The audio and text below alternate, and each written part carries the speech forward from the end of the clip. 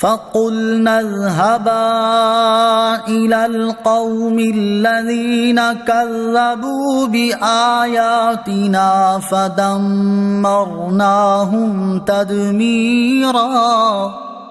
ترجمہ: تو ہم نے فرمایا تم دونوں اس قوم کی طرف جاؤ جس نے ہماری آیتوں کو جھٹلایا ہے، تو ہم نے انہیں مکمل طور پر تباہ کر دیا۔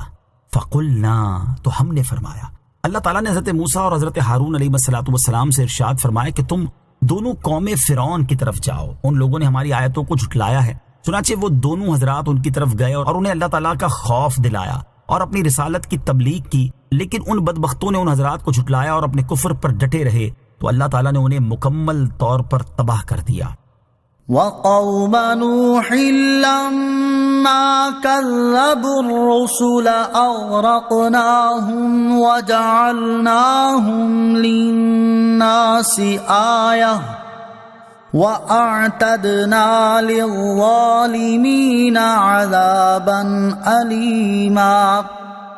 ترجمہ: اور نوح کی قوم کو جب انہوں نے رسولوں کو جھٹلایا تو ہم نے انہیں غرق کر دیا اور انہیں لوگوں کے لیے نشانی بنا دیا، اور ہم نے ظالموں کے لیے دردناک عذاب تیار کر رکھا ہے۔ وقوم نوح، اور نوح کی قوم۔ ارشاد فرمایا کہ ہم نے حضرت نوح علیہ السلام کی قوم کو بھی ہلاک کر دیا۔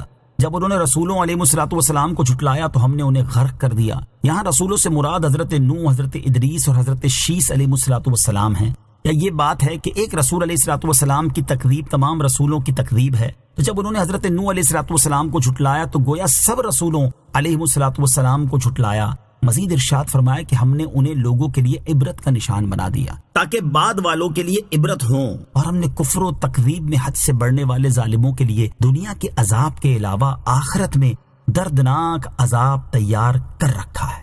وَعَادًا وَثَمُودَ وَأَصْحَابَ الرَّسِّ وَقُرُونًا بَيْنَ ذَلِكَ كَثِيرًا وَكُلًّا ضَرَبْنَا لَهُ الْأَمْثَالَ وَكُلًّا تَبَّرْنَا تَتْبِيرًا۔ ترجمہ: اور عاد اور سمود اور کنویں والے اور ان کے درمیان کی بہت سی قومیں ہم نے ہلاک کر دی، اور ہم نے ہر قوم کے لیے مثالیں بیان فرمائی، اور ہم نے سب کو مکمل طور پر تباہ کر دیا۔ وعادا وثمود، اور عاد اور ثمود، یعنی ہم نے حضرت ہود علیہ السلام کی قوم عاد اور حضرت صالح علیہ السلام کی قوم ثمود کو بھی ہلاک کر دیا، اور کنویں والوں کو ہلاک کر دیا۔ یہ حضرت شعیب علیہ السلام کی قوم تھی جو کہ بت پرستی کرتے تھے۔ اللہ تعالیٰ نے ان کی طرف حضرت شعیب علیہ السلام کو بھیجا۔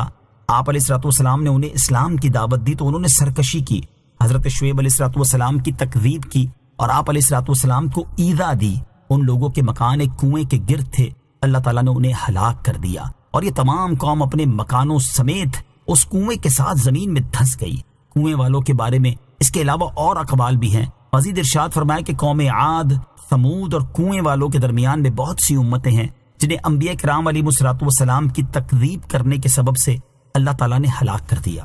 وَقُلَّا، اور سب سے ارشاد فرمایا کہ ہم نے ہر قوم کو سمجھانے کے لیے مثالیں بیان فرمائی، ان پر حجتیں قائم کی، اور ان میں سے کسی کو ڈر سنائے بغیر ہلاک نہ کیا۔ اور جب انہوں نے انبیاء کرام علیہ السلام کو جھٹلایا تو ہم نے سب کو مکمل طور پر تباہ کر دیا۔